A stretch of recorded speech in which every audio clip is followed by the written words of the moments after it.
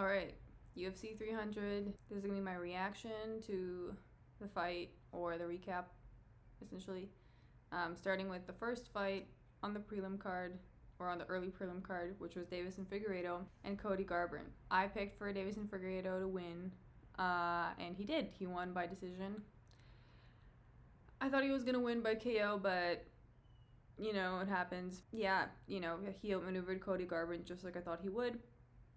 That's pretty much all I have to say about that fight.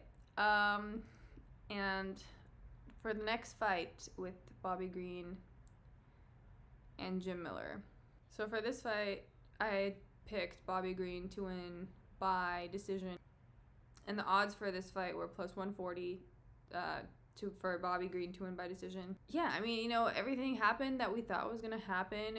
Jim Miller was too slow because he's old, he's 40. And Bobby Green went in there, had his hands super low like he normally does. He won the fight anyways because Jim Miller's a grandpa. He is a grandfather, so Bobby Green had that one. Next fight was Jéssica Andrade and Marina Rodriguez. I thought Marina Rodriguez was going to win this one, and then she didn't. Andrade was really strong. I thought that Marina would have been able to counter more of her shots, and I thought she would be more accurate. She wasn't. She kind of missed a lot of things, and yeah, she just was outperformed by Jéssica Andrade.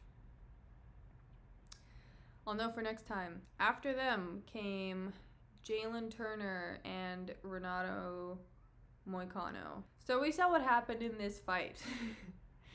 Jalin Turner had Renato Mociano in round 1, but he got way too cocky and thought that he could just walk away from this fight, thinking that he got a KO and ended it all.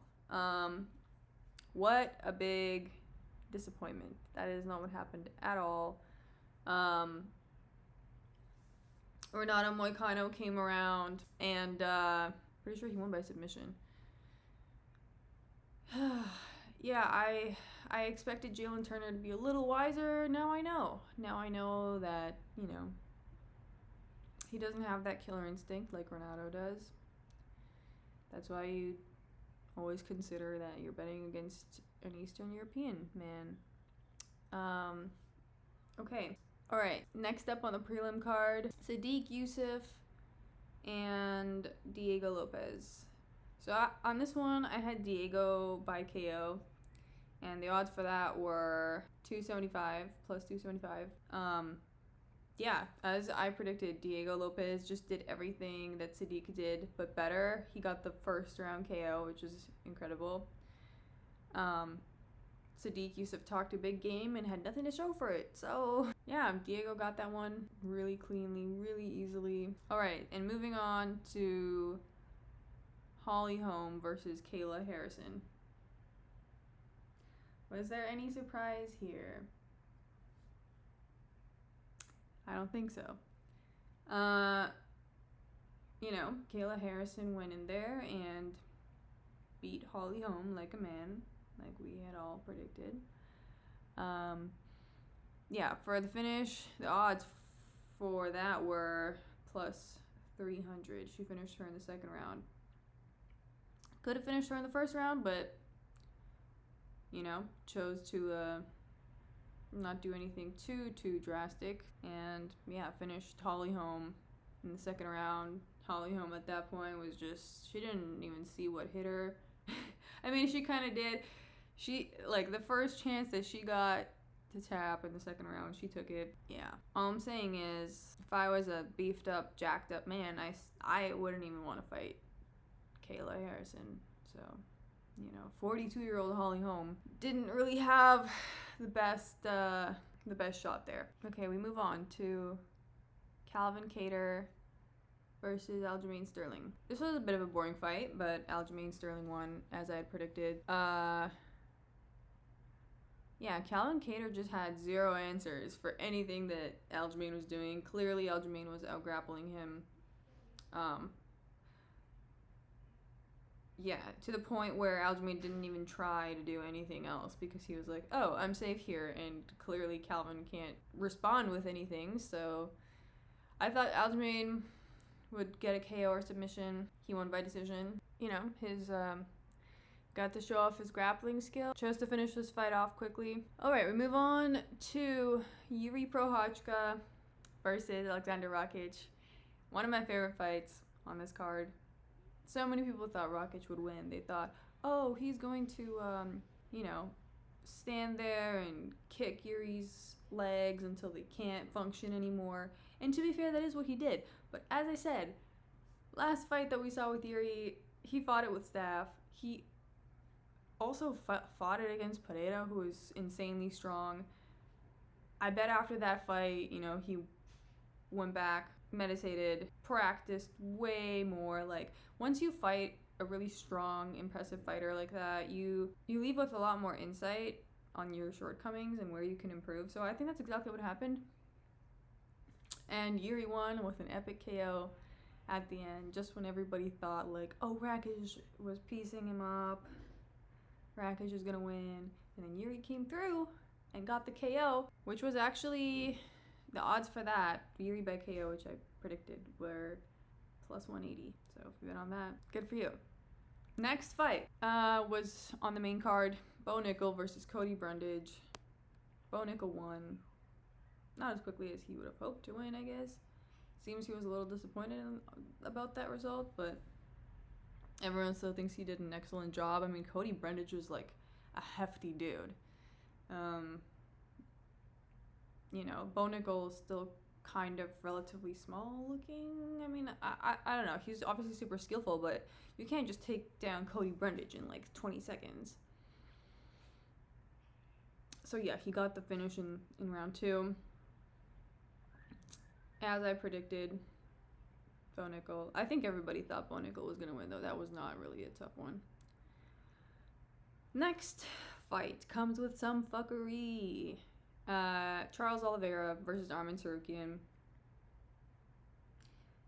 I don't know about you guys, but it really seemed to me like Charles Oliveira was going to win this fight, and then, I don't know, Arman Tsarukyan just kind of got on top of him and lay there for a bit, and I guess racked up points somehow that way. But yeah, I mean, at the end of the last round, it seemed like Charles Oliveira had Arman in a choke. Really looked like he was gonna win. It went to a split decision. Where Arman Tsarukyan won. It was a weird fight, honestly, with those split decisions. But yeah, Charles Oliveira did not pull through on that one. Alright, we move on to probably my favorite and your favorite fight of the night. Justin Gaethje versus Max Holloway. What an insane fight. I'm sure everyone can agree. As I had predicted, Max Holloway was going to go in there, be faster, start piecing Justin Gaethje up. Justin Gaethje broke his nose in round 1. It looked real bad. He couldn't breathe. Like, that gave Max Holloway even more of an advantage. And then, in the last 10 seconds of the fight, Max Holloway goes in there, points to the center of the octagon, and essentially challenges Justin Gaethje to stand and bang.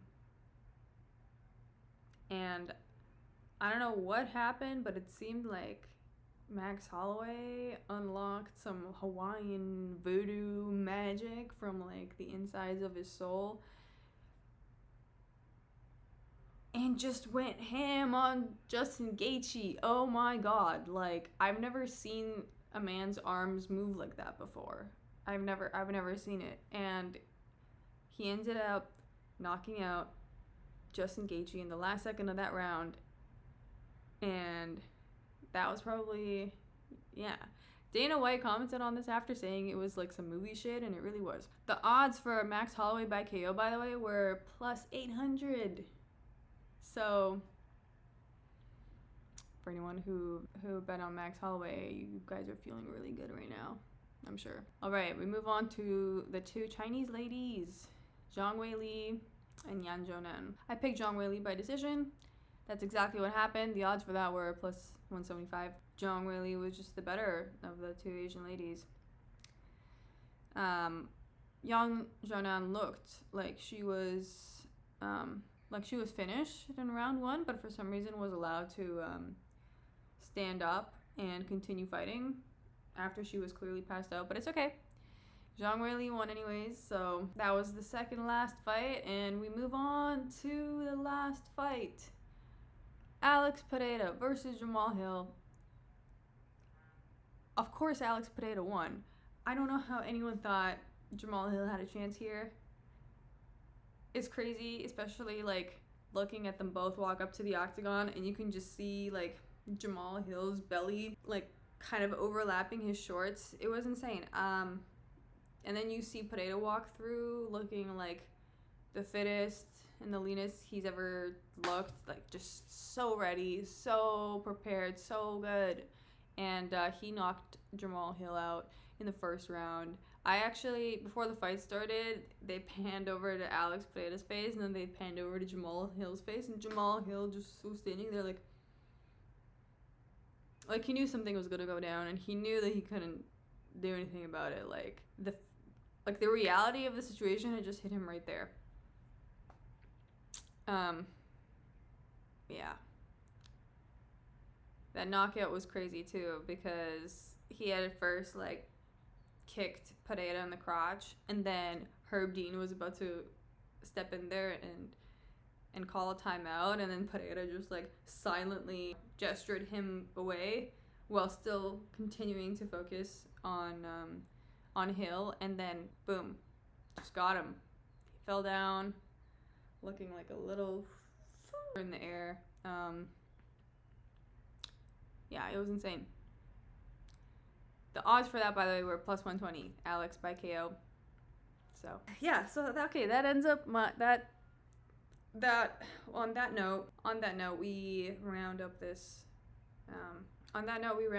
recap. I'll put all of my picks in the description box, along with the ones. I'll put everything in the description box that I got right and that I got wrong, and I'll also put my exact which exact predictions I got right with a little white check mark next to them with the odds, so that you guys can see the results. All right, see you on the next one, and thank you for watching.